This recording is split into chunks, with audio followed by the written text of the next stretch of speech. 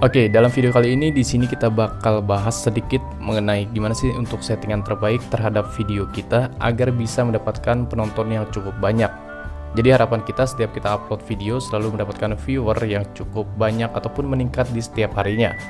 Harapan kita juga jauh lebih besar ya teman-teman ya, bukan bisa mendapatkan hanya di satu negara kita aja, melainkan bisa dapat ditonton oleh negara lain. Nah, lantas gimana caranya? Sebetulnya hal ini pernah gua share ya ke kalian terhadap video yang ini, yang dimana di video tersebut sudah gue sampaikan mengenai menetapkan metadata sebuah video, yang dimana metadata video itu adalah salah satu kata kunci yang sudah kalian filter ya teman-teman ya dari hasil penelusuran YouTube.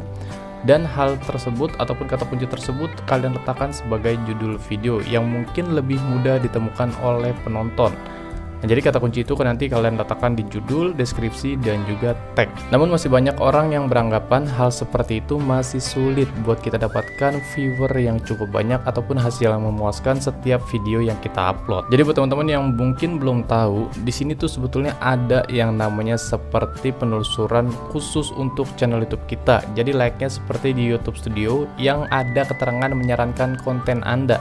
Jadi biasanya analitik video itu selalu memberikan recommended buat kita bahwa konten mana yang perlu kita buat karena memang hal tersebut ataupun konten tersebut yang memang memungkinkan penonton itu jauh lebih banyak menonton video kita nantinya.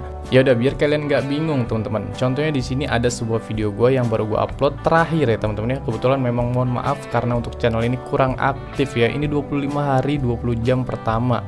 Cukup lama banget, hampir 1 bulan karena memang gue jarang upload banget, dan ini mendapatkan rating di rating 1 dari 10 video. Dan untuk viewernya sendiri ini mendapatkan 10,6 ribu ya, jadi 10.600 views dengan rasio klik tayangnya itu 15,1%. Ini adalah hal yang pencapaian yang cukup tinggi menurut gue pribadi ya. Mungkin buat kalian ada yang lebih tinggi dari ini, itu cukup baik lah ya teman-teman ya. Nah, hal tersebut ini yang gue lakukan terhadap dari settingan analitik. Jadi di sini buat settingan video kalian bisa contohkan aja, kalian perhatikan. Jadi kalian silakan aja masuk ke YouTube Studio kalian seperti ini. Di tampilan seperti ini bisa kalian bagian sebelah kiri ini ada keterangan icon logo analitik ya ataupun analis yang ini. Nanti kalian tinggal buka aja teman-teman. Jadi nanti di bagian analisis channel ini bisa kalian klik. Di sini kan ada beberapa pilihannya, ringkasan, konten, penonton, pendapatan, dan juga riset. Nah, jadi kalian pilih aja di bagian riset teman-teman. Nah, jadi riset ini adalah salah satu kata kunci yang memungkinkan kita bisa membuat video tersebut mendapatkan penonton yang cukup banyak. Contohnya di sini dari riset ini ada beberapa fitur pilihan, penelusuran di seluruh YouTube, penelusuran penonton Anda, dan juga disimpan. Contohnya kalau penelusuran di seluruh YouTube biasanya ini layaknya seperti kita mencari kata kunci di sebuah aplikasi YouTube. Tapi kita pengen tahu nih teman-teman, kata kunci segitu banyaknya di penelusuran YouTube belum tentu bisa membuat video kita jauh lebih cepat ataupun lebih mudah mendapatkan viewer. Jadi intinya lebih mudahnya kalian sebelum kalian membuat video, ini cuma saran gue pribadi ya teman-teman ya. Sebetulnya membuat video itu bebas, terserah kalian ingin membuat konten video topik pembahasan apa itu terserah, karena identitas setiap channel itu pastinya berbeda. Di sini hal yang sering gue lakukan adalah gue sebelum membuat video YouTube, gue selalu masuk ke analitik ini dan gue selalu meriset kata kunci di bagian penelusuran penonton Anda.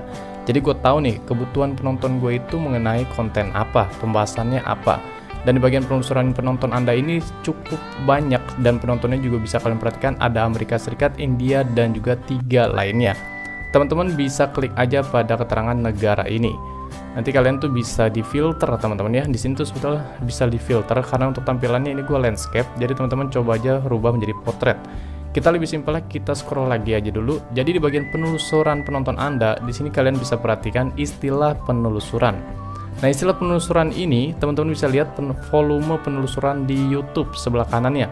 Untuk konten yang memungkinkan gue buat biar bisa mendapatkan viewer cukup banyak, jadi gue kemungkinan harus membuat konten seperti ini. Contohnya misalkan KineMaster Editing, dan juga KineMaster Update Problem.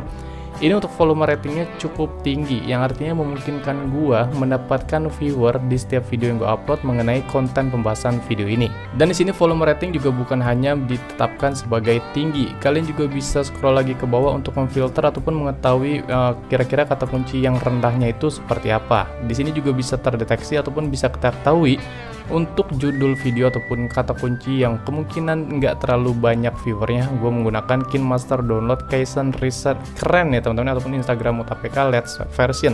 Jadi intinya mengenai aplikasi ya teman-teman ya, karena memang beberapa bulan belakangan ini untuk channel ini gue membahasnya mengenai aplikasi perekam layar, editing dari KineMaster seperti itu.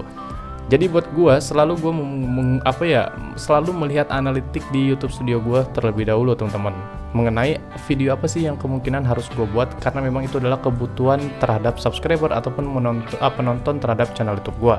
Maka dari itu, misalkan kata kunci ataupun istilah penelusuran yang cukup tinggi adalah KineMaster, gue selalu membuat video yang memang pembahasannya sesuai kata kunci yang memiliki volume penelusuran di YouTube tertinggi.